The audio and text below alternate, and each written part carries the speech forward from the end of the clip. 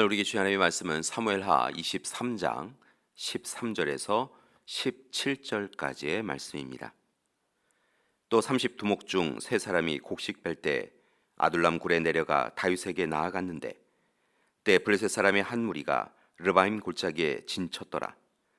그때 다윗은 산성에 있고 그때 블레셋 사람의 요새는 베들레헴에 있는지라.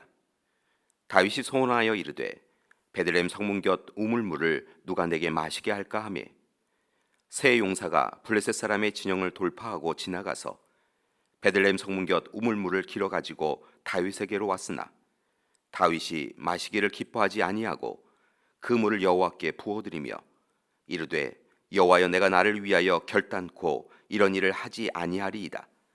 이는 목숨을 걸고 갔던 사람들의 피가 아니니까 하고 마시기를 즐겨하지 아니하니라.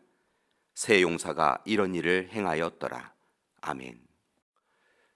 다윗의 마지막 말이라고 할 수 있는 오늘 말씀 23장 1절에서 7절의 말씀을 보면 자신의 삶에 대하여 높이 올리운 자, 야곱의 하나님에게 기름 부음 받은 자, 이스라엘의 노래 잘하는 자라고 스스로를 표현합니다. 그는 지나온 자신의 삶을 돌이켜 보면서 자신에게 이루어진 모든 일은 다 하나님의 은혜였음을 고백합니다.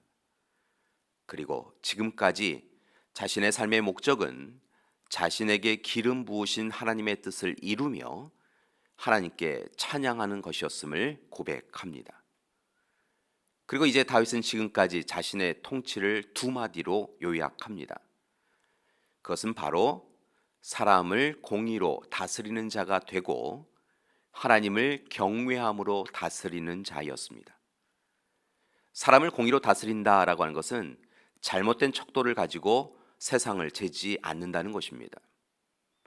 하나님을 경외하는 사람은 모든 일이 하나님의 일임을 깨닫고 하나님을 향한 믿음으로 헌신하는 사람입니다. 다윗은 바로 자신이 그러한 삶을 살았다라고 고백합니다. 그리고 실제로 그는 하나님의 부르심을 받은 자로서 이스라엘의 두 번째 왕으로서 참으로 하나님이 기뻐하시는 자로 살았습니다.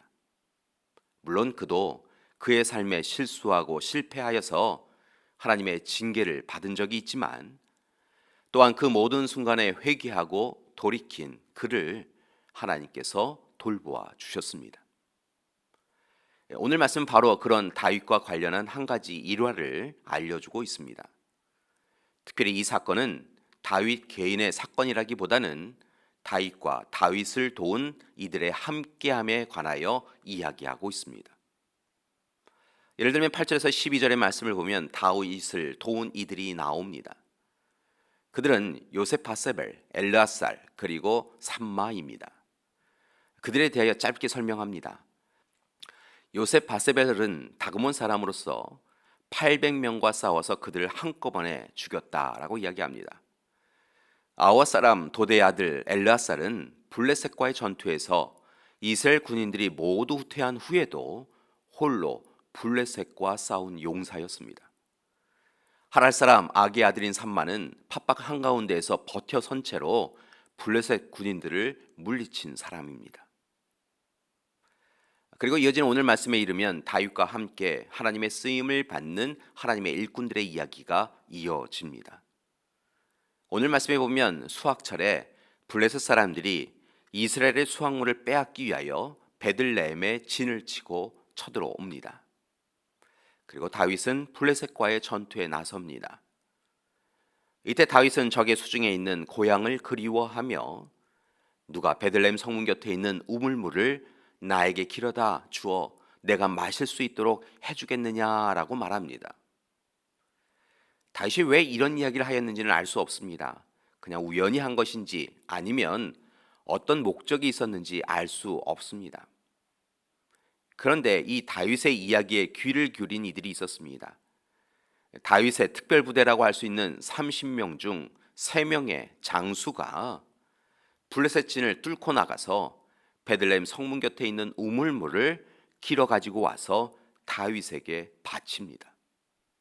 정말 대단한 충성심입니다. 그렇다면 그들은 어떻게 이런 일을 행할 수 있었을까요? 그것은 바로 다윗이 하나님 입장에서 압제를 받는 사람들, 원통하고 억울한 일을 당하는 사람들을 돌보아 주었기 때문입니다. 하나님의 사랑과 자비와 긍휼의 마음으로 곤고하고 힘겨운 시간을 보내고 있는 이들을 감싸 안아준 것을 보았기 때문입니다. 그래서 앞서 30명의 사람들은 다윗이 아둘람 동굴에 피신하였을 때 찾아갔었고 다윗과 함께하며 다윗에게 충성하였던 것입니다. 그리고 이제 다윗과 연대하여 다윗의 마음을 살피는 사건을 행한 것입니다. 그들은 다윗을 위하여 자신들의 위험에 처하는 것을 두려워하지 않았습니다. 그리고 다윗은 그렇게 용사들이 자신들의 목숨을 걸고 물을 길어온 사실을 알고 그 물을 자신이 마시지 아니하고 하나님께 전제물로 바칩니다. 이것은 다윗 자신은 그 물을 먹을 수 없는 존재임을 고백하는 것이며 오직 하나님께서 그들의 헌신을 받는 것이 옳다라고 생각하였기 때문입니다. 그리고 오늘 말씀을 보면 다시는 이와 같은 일을 행하지 않겠다라고 또한 그들에게도 행하지 말라고 그렇게 다짐하고 명령합니다. 오늘 말씀을 통하여 우리는 다윗과 용사들의 관계를 살펴보았습니다. 그리고 우리가 마땅히 살아가야 할 삶에 대하여 고민합니다. 무엇보다 우리는 다윗처럼 하나님을 경외하고 공의로운 삶을 살아야 할 것입니다. 그리고 이제 용사들처럼 하나님의 뜻을 위하여 믿음으로 신실하게 삶에서 실천하며 살아야 할 것입니다. 이를 통하여서 하나님의 의와 사랑, 평화가 가득한 하나님 나라를 함께 이루어 가야 합니다. 교회 여러분, 바라기는 오늘 하루 다윗과 그의 용사들처럼 자신의 삶을 날마다 들여다보고 성령 충만하여서 하나님이 우리를 통하여 이루실 일들을 기대하며 더욱더 섬김과 헌신으로 살아가시는 귀한 날 되시기를 간절히 기도합니다. 함께 기도하시겠습니다. 사랑의 하나님, 오늘 다윗과 용사들의 함께함의 사건을 보았습니다. 하나님, 그들이 서로를 주목하고 바라보며 마음을 기울여 사랑한 것을 봅니다. 삶의 형편과 상황은 위기였지만 그들이 함께 사랑을 나누었기에 그들의 삶은 온전히 기쁨과 감사가 넘치는 삶이었음을 봅니다. 바라고 낳기는 참으로 힘들고 어려운 이 시대 우리가 함께 교회 공동체로 살아갈 수 있게 해주심을 감사드립니다. 다윗과 용사들처럼 우리가 하나님 앞에서 함께 사랑하며 살아갈 수 있도록 이끌어 주시옵소서. 우리 교회 공동체가, 우리의 가정 공동체가 하나님 나라 이룰 수 있도록 도와주시옵소서. 이제는 우리 주 예수 그리스도의 은혜와 하나님의 사랑하심과 성령님의 함께하게 하시는 귀한 역사가 오늘 이 시간 더욱 힘써서 하나님의 말씀에 순종하며 하나님의 뜻 가운데 서로 하나가 되어서 살아가기로 작정하는 우리 믿음의 가족들 위해 지금부터 영원토록 함께 하시기를 간절히 축원하옵나이다. 아멘.